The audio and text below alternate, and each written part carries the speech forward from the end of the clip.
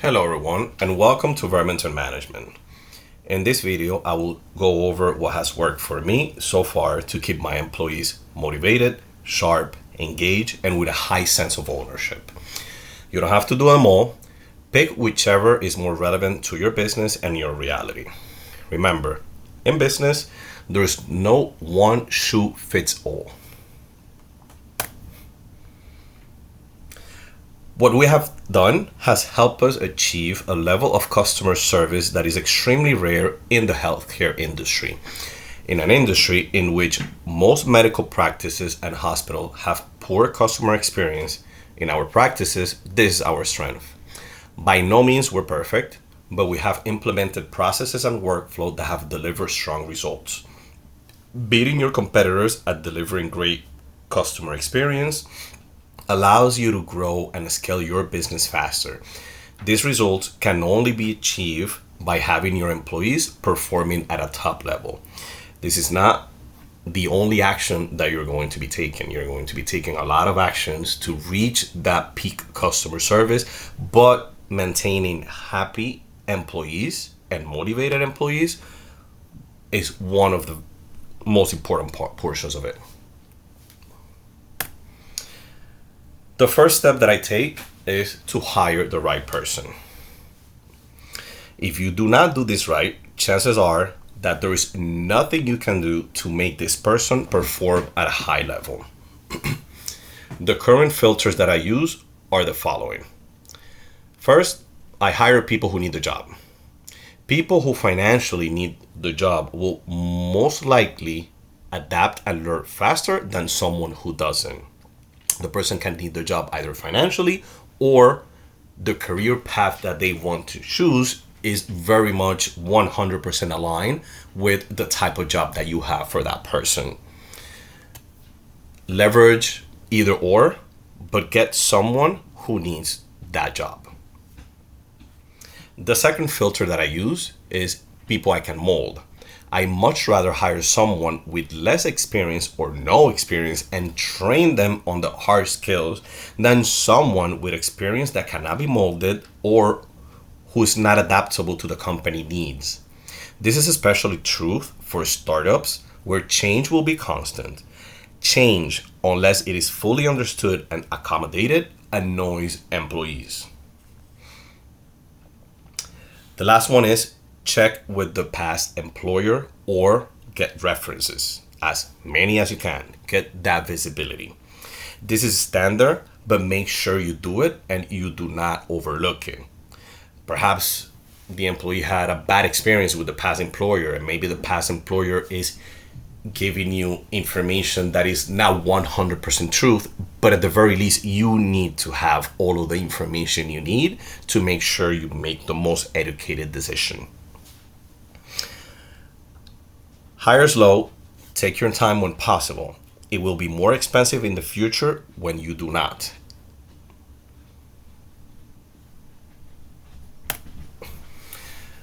The second big portion that I work on is compensation. Times are tough. You have to be, to the best of your ability, that safe haven for people who are employed.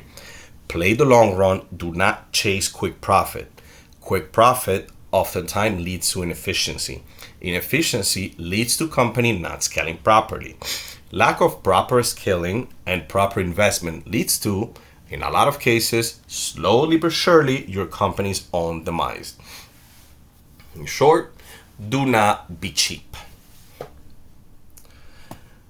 First thing that I do, if possible, when possible, I pay 5 to 15% higher than my competitors in that particular role. This alone is enough to boost the morale of any hire. It would also make it harder for your competitors to poach your team. The second thing that I do is that I provide paid days off, paid federal holidays, paid sick days, paid days when the company is closed. This is something that is often overlooked by a small business due to many factors. One of them, perhaps operational flaws or external financial pressures. But you could use this, or this is a good way of you to creating a good package for your employee in case you cannot pay that higher salary than your competitor. At least you provide your staff with proper time to unplug and recharge. Remember that your employees are humans and they also deserve some time off to relax and disconnect. They'll be very appreciative of this, and they will work harder and they will be more motivated because they're rested. Medical insurance. When possible, this is something that oftentimes comes after you have a certain number of employees, depending on your state. But if you can do it before, do it, because it also avoids other competitors from poaching your team. Extra compensation. This is very important. Introduce bonus systems. For instance, we have two main bonus systems because we are part of one state and one federal program in which they give us bonuses. Each employee, depending on our performance, gets a cut of each and every single one of those bonuses. This motivates my employees to work harder towards those bonuses, towards the goals that I'm setting, because they're also getting extra money. So you're motivating them to make you money just because you are sharing that money with them. Introduce performance-based positive reinforcement rewards such as summer Fridays or free lunches. For instance, in our office, if we collectively get 5-star reviews in a given week, the staff leaves at 3 p.m. on that Friday and gets free lunch. This helps us maintain the customer experience well oiled up and our staff on their toes. Include them in cash-based compensation. In a lot of instances, when I receive cash payments in the office, not every time, but sometimes, I give part of that cash to my staff. You need to be perceived as someone just and benevolent.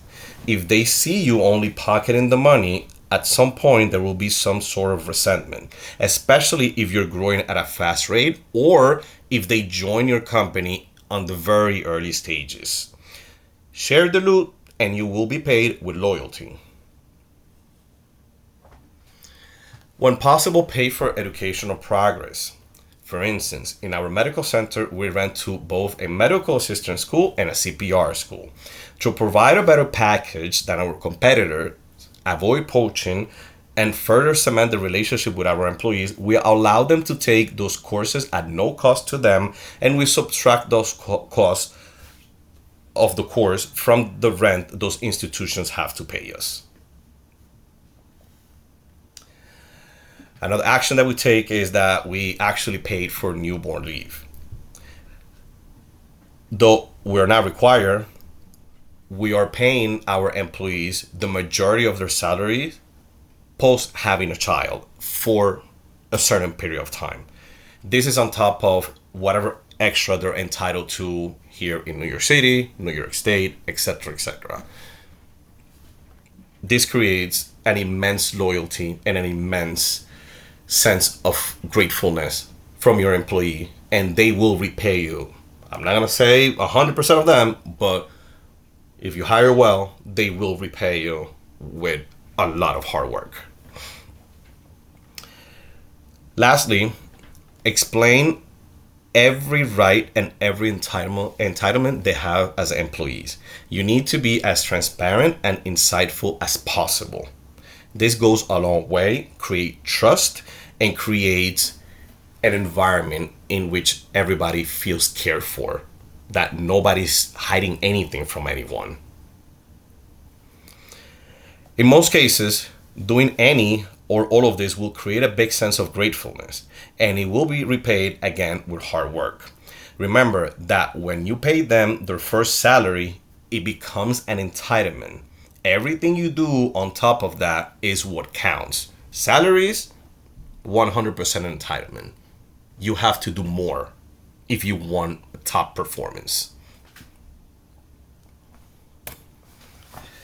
The third big set of actions that I take is organization. The first complaint people have from a business And the first reason they disrespect the business is the lack of perceived organization.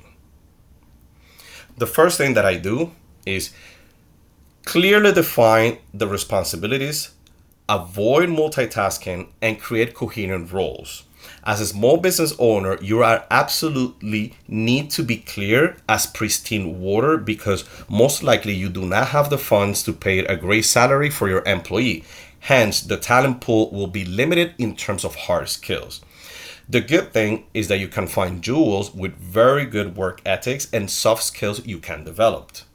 You cannot, under any circumstances, believe that your employees, once you explain something to them, that they will replicate exactly how you will do things. This is a mistake, and you will pay dearly with your mental health, which would affect every aspect of your business and your employees' morale. In my experience, the lower your expectation can be, the better, because they will force you to create a system that will arm your company with the tools to ensure as much as possible your potential success. Lower your expectations, create an ecosystem around your employees that would ensure that the job will get done exactly how you want the job to be done, despite the skills that the employees has. What has worked for me is the following. Each employee has a document that I will show you the image of the document in a second. And that document describes the following. First, their job title and a sentence of their mission in your company. What is their purpose in your company or my company? This gives them a sense of ownership and importance. I am here for something. I mean something. I am not just a number. Second, title of the responsibility and brief description.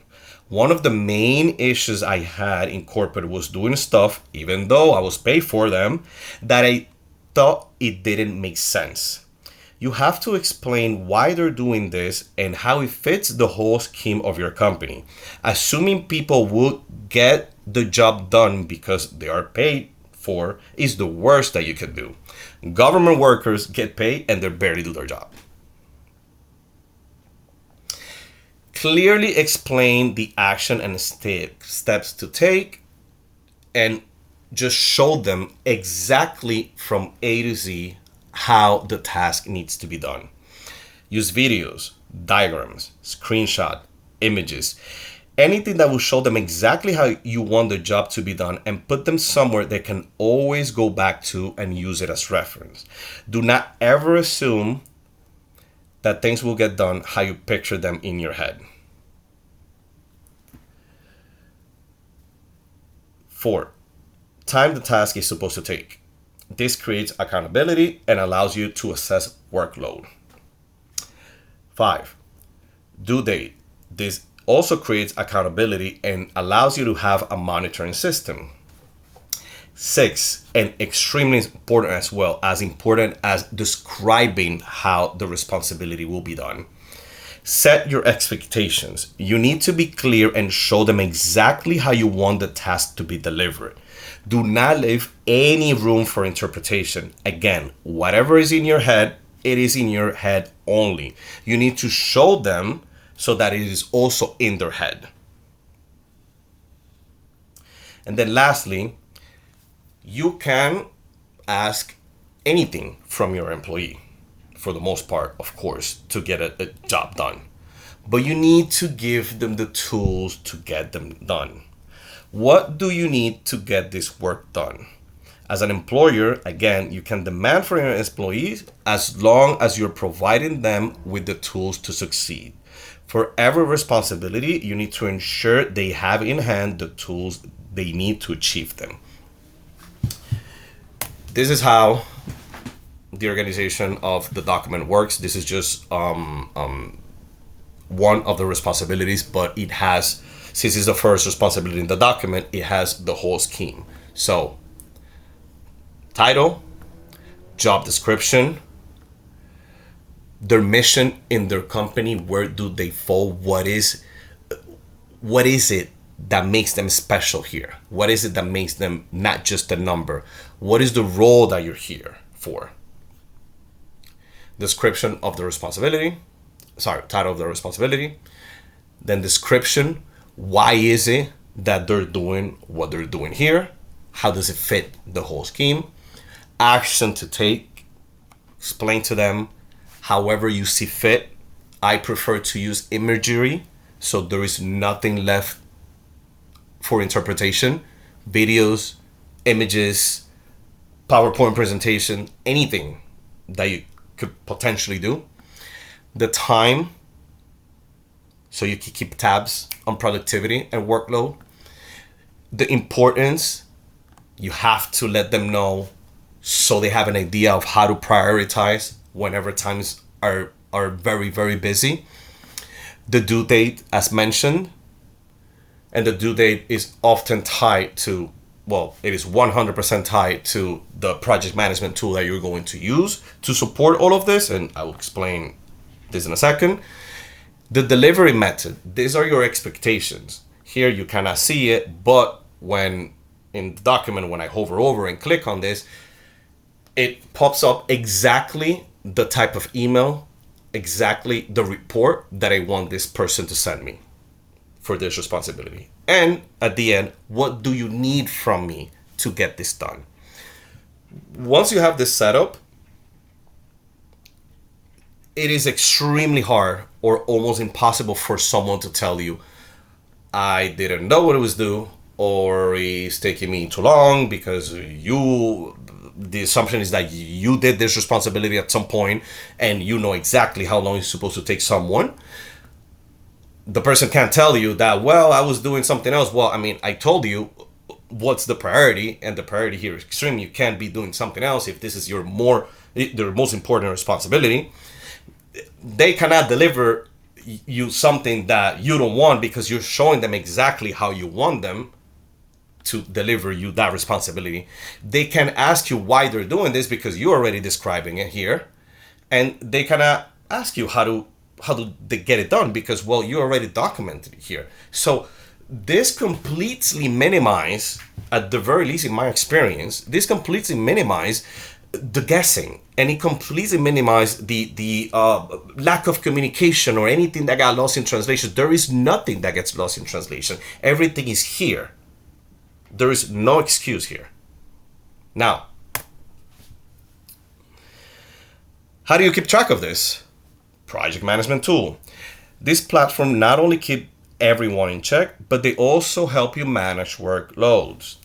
It allows you to have peace of mind, and most of the good ones, you can use them on your phone so you can manage from anywhere in the world. This is what you want, to be able to have access everywhere so you can facilitate your work and optimize your life. This is one responsibility. This is actually me. All of this example is me. Due date, priority, who created it, who is it assigned to, what is the status. I'm going to make a video about all of the project management tool that you have access to with the different prices for small businesses. But that's going to be a video that I'm going to link to this one. Above all, you need to avoid multitasking and remain coherent. Globally, what has worked for me is to create workflow and responsibilities that are coherent and make sense. For instance, if you're in charge of sending messages post-sick visits in my office, you're also in charge of everything regarding post-visit customer service. This gives people more ownership of the role. Avoid multitasking. Again, this should be left for the most part to management. You have more skin in the game. You should handle multitasking, not your staff. And the less you're paying your staff, the less you should be asking them to multitask. And the more coherent their set of responsibility has to be. It has to match.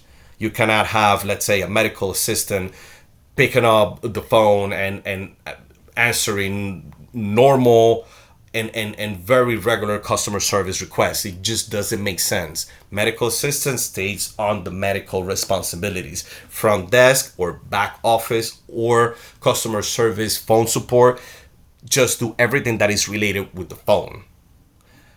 Billing, coding, quality measures. Someone is supposed to handle all of that together.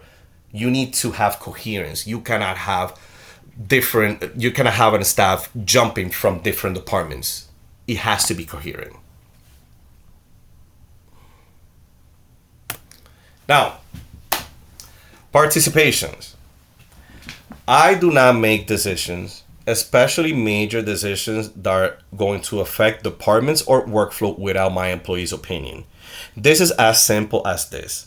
As a business owner, especially a startup with no outside funding, just with your chest and will, every decision you make is life or death.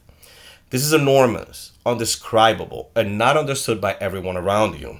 Only true entrepreneurs have lived this. Because of this, you need to ensure that every decision you make is the most optimal. One misstep and you're gone. You need to use your extra heads around you to help you give you another perspective of things, especially if you're making a decision that affects their work directly. When you create a role, if you have done the role, you know better. Once time passes by, the level of knowing better decreases and you need to leave space to someone else's opinion. Maybe you're not seeing something they see. If you do not consider their opinion, you will miss out on opportunities to better optimize. That is on one end.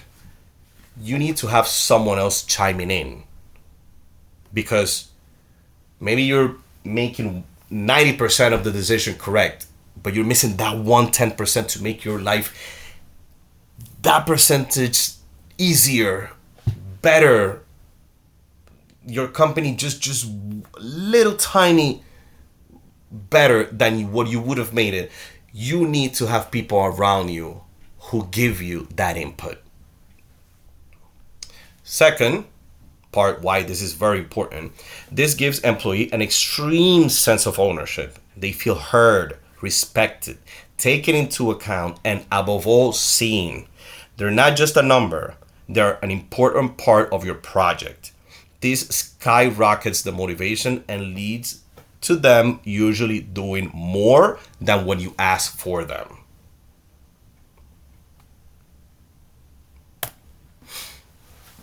You have to show compassion. A great way to engage your employees and build loyalty is just to be compassionate.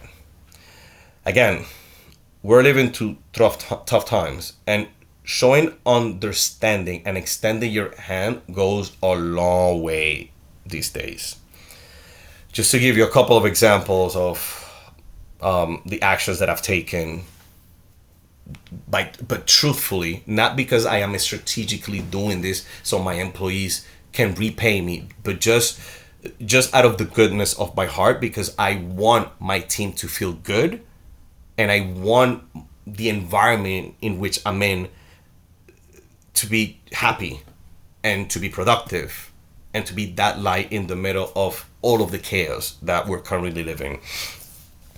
So for instance, one of my staff the other day asked me to come in late because of our religious holiday. I gifted her the staff the day so she can spend it with family. I didn't take it from her vacation day. Instead of coming in late, I gave her the whole day, and she was paid for the day. Another one of my staff was going through stress in one of our offices and a situation at home. I moved the staff member to my second location where the pace is lower. By no means you have to handle your staff issues outside of the office, but if you can extend the hand and make the reality a little better, they're going to repay you for the most part. I'm not saying everyone will, but they're going to repay you for the most part with the same level of compassion, the same level of loyalty, and the same level of, to an extent, even sacrifice. Because, well, not everybody does this. Not everybody tries to find a way hey, you don't feel good right now. Let's try to change your reality so your reality is a little bit better and with a little bit less pressure. Of course, your employee has to be good for you to do this. The employee that I did this for, it's a really good employee. So I accommodated that person. If it's a bad employee, of course, you're not going to do anything. But if it's someone that you have invested in, and if it's someone that is producing and being a productive member of your team, why not, if you can? One of my staff at some point needed a loan to get a new car. I provided the loan and fair repayment options. And one of my staff also needed to move out, but needed help with the efforts, credit, etc. Of course, you really have to trust the person. I have also helped them to move out and just better the reality in general. If your employees are not okay, then your system is not fully okay. Again, by no means an employee has to take their problems to your office. But again, if you can identify they have one and you can do anything to improve their situation, do it. For the most part, this is going to be rewarded with a high level of performance and, again, loyalty.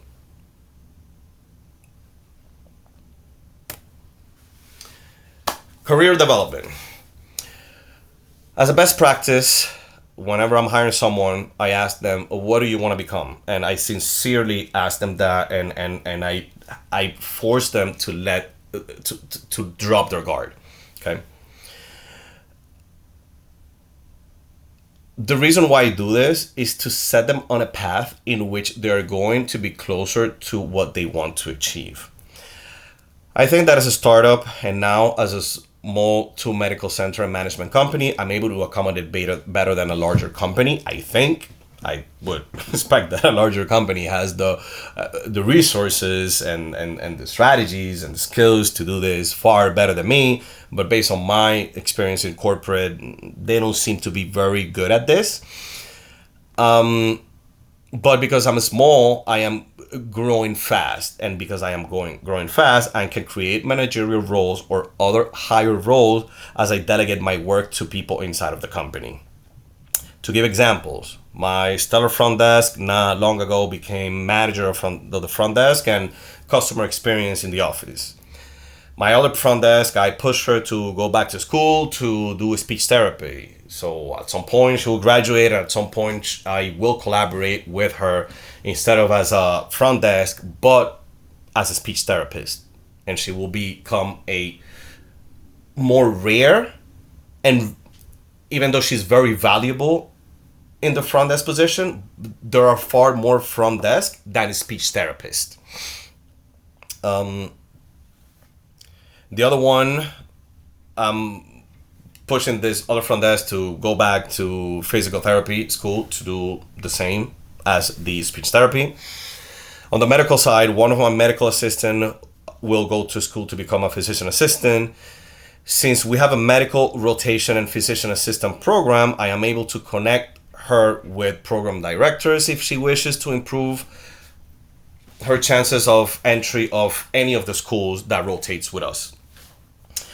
One of my overseas medical staff is now coming to the office to become the manager of my clinical operations.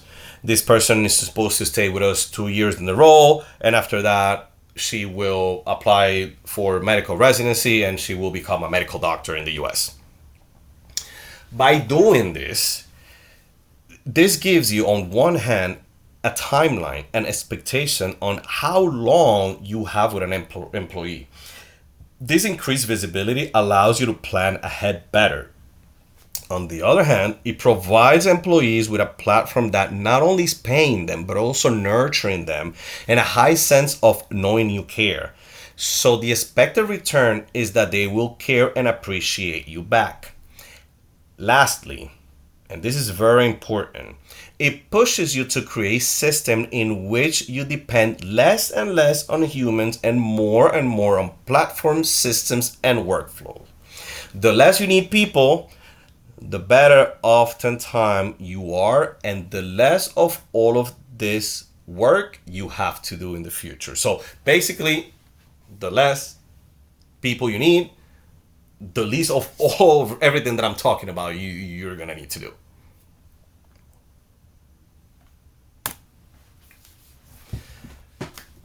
Lastly, culture and training. Culture, of course, should be the first item that I mentioned, but I'm leaving it for last. Everything my employees do, the good, the bad, is a reflection of me. And this is what culture is. You need to define how you want your company to move and why. Once you have decided that, then you have to lead by example. Everything you do in front of them and not in front of them has to remain constant based on that decision you made. For instance, for us, we're not a medical center. We're a center of information where people find solutions to their problems. Every time I pick up a phone call, whenever I do, now rarely, but before it used to be from 20 to 50 calls a day, I make sure that every single phone call I did my very best to find a solution to the problem of the person who is calling.